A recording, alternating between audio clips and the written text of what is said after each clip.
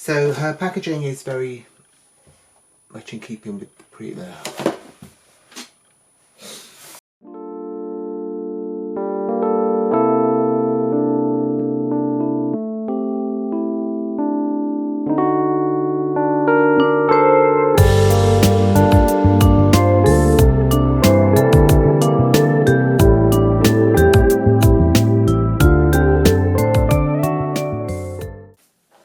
Hello again and welcome back to March May's Midlife Dolly Crisis. So today I'm going to be opening the second doll in a range which I'm not going to get the whole range of, but there might be a few more I'll be getting. And that is the Cave Club range. And this is Tella. The name reminds me of Tella from He-Man, but obviously, you know, they can't use that one, so they're using Tella. I'm not sure where they get some of these names from. I thought they were kind of going for, it could almost sound like something prehistoric, but I don't know. Anyway, she's called Tella. She has a pet called Hutch. We'll see what sort of weird combination they are. As if you remember, Slate's pet was called Taggy and was a real combo of various different animals by the looks of it. So we'll see what Hutch looks like out of the box as well. This will be my first girl Cave Club doll, so it will be interesting to see how she kind of compares to him. So yeah, let's get her out and see what we think. So here is Tella. I don't know if I mentioned this before, but they are actually made by Mattel. There's a label there on the front there, which says Mattel. If we flip the box over, we've basically got another really cute image of her there. And this whole sort of prehistoric background, which is probably the same one that we had with Slate when I unboxed him. And it's probably got the same information on here as it had with him as well. So it says, "Meet Cave Club, a truly unruly group of prehistoric first friends." Unruly, that doesn't sound great, I wouldn't have thought, but never mind. So Tella apparently is also the twin sister of Slate, so we can actually get them side by side and see if they look like twins. Maybe they've used the same mould, I don't know. I guess we'll have a look at that in a second. So yeah, the box is pretty standard. It's obviously got the plastic bit at the front. I can't remember how hard he was to get out, but I guess we're going to find out with this one. So yeah, let's open her up and see what we think.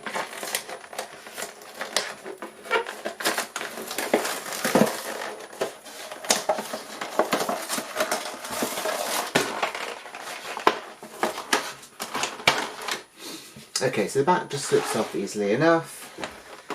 We do have one Kimble tag, and we have a few here, but I think they're kind of the ones which are stretchy. This one is not, so I do have my pliers here, which I'm going to use.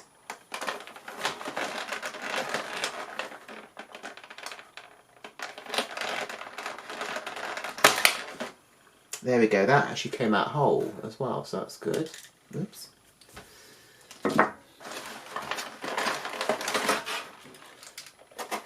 Okay, and then the rest I think you can literally just cut.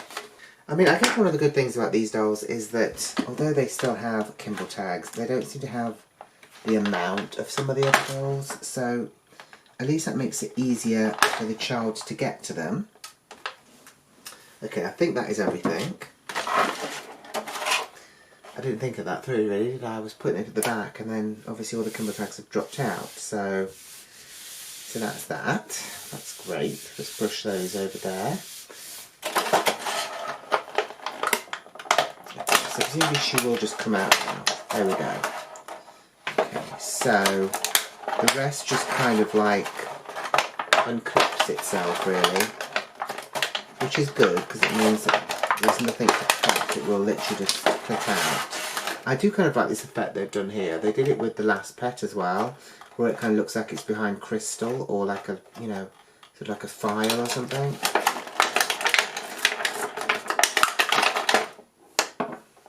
There we go. Okay, so let's have a look at the bits that she comes with first. So we have this, which is, I'm presuming some kind of telescope. but I think you can kind of look through it as well. I don't actually know what it is. I'm presuming it's a telescope, but it could literally be anything. Anyway, it's quite pretty, and it's got this kind of sort of kaleidoscope effect on it, I suppose. I don't think you can actually look through it. I was just trying, not realising I wasn't on camera doing it. But yeah, you can't really see anything through it. So there's that. Obviously she can hold that because, well, we presume she can hold that. So that's that. We then have this, which is her hairbrush or comb, and obviously she does have longer hair than Slate did, so she can probably make use of that. And again, it's kind of got this prehistoric feel about it, where it's got sort of like the teeth here, and then the top bit is actually a bone, and it's got like a kind of like a rope detail, which is kind of attaching it all together. So that's quite well done. And then we've got the pet. So the pet is called Hutch, and he's very kind of feline-like, and he's got this sort of Mohican thing. So he's a bit sort of feline, a bit fox-like as well, because his tail is quite plumy. So that's quite interesting. He's also got different coloured eyes. One is green and the other one is white. And as I say, he's got this kind of mohawky thing going up on top, which is pink. He's less of a mix, I would say, than the other one, which was, I think, Taggy was Slate's pet. But yeah, we can compare those as well. So yeah, so that is the pet.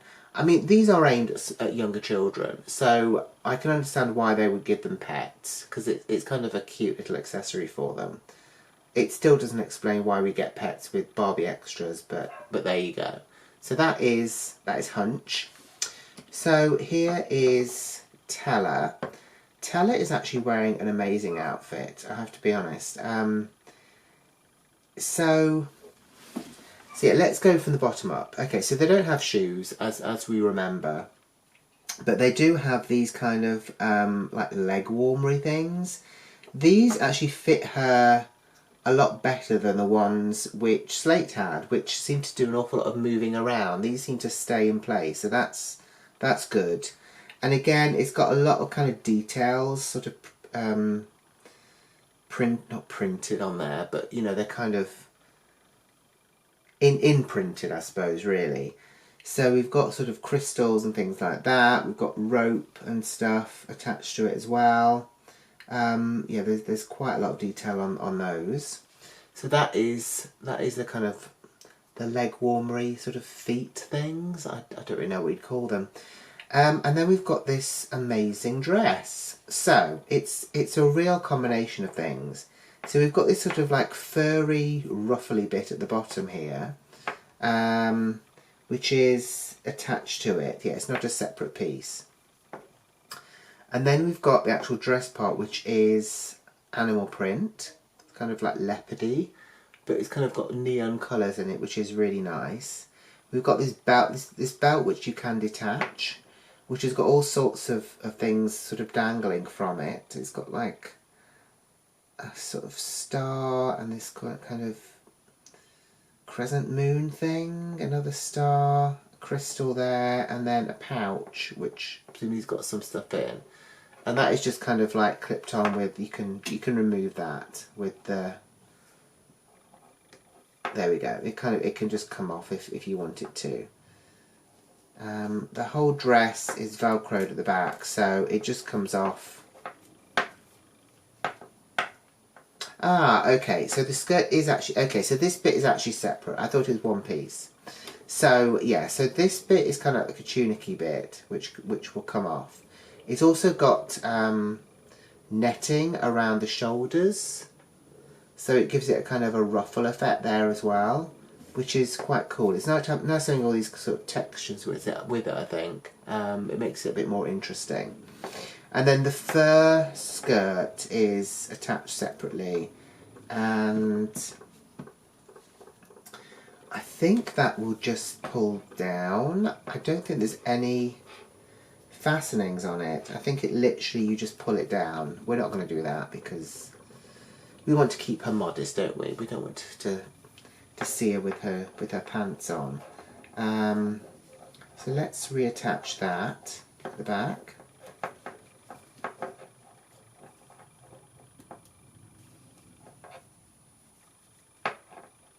So similarly to Slate, she has really good articulation. She's got the kind of the hip joint going on. She's got the knee joint going on. She doesn't have any articulation to her ankles, but then she does have these giant feet.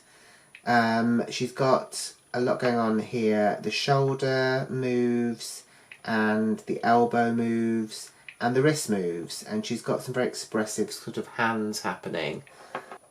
So that's quite cool. And then her head just goes from side to side. It doesn't really go up and down. She does have this sort of hair clip thing, which again looks like it's made of sort of crystals. There's lots of rubber bands around it keeping it in place, or might just be one rubber band. But yes, I won't be removing that. That's quite a cute piece. Let's take this rubber band out of her hair here. So yeah, she's got like proper hair that you can comb and stuff like that. It actually feels quite soft. There's no product in it as far as I can tell. There's no product in this bit either. It's obviously just like a shorter piece, so it sort of sticks up, which is quite interesting. And obviously it is this really nice blue colour, and it also has pink in it too, which is very, very nice. I do appreciate that. And let's have a look at her face. So she's got this kind of very sort of animated looking face, and she's got also like almost sparkles sort of drawn on, and a moon. So I don't know if she's got something to do with maybe like astrology or something, or astronomy, sorry. Her eyes are also really nice. They are green with purple around them, and she has got eye makeup on. She's got kind of like, again, kind of green eyeshadow with a bit of kind of blushing above the eye, kind of like maybe like pink eyeshadow. And then beneath the eye she's got green eyelashes there. But yeah, she's got kind of a lot going on her face, which I suppose is a bit different to what Slate had, in that obviously they wouldn't put sort of makeup on him, I suppose, whereas they would with her. So yeah, she's actually very pretty. She reminds me a bit of a troll, I think, because of the hair probably. But yeah, she's a really cute doll.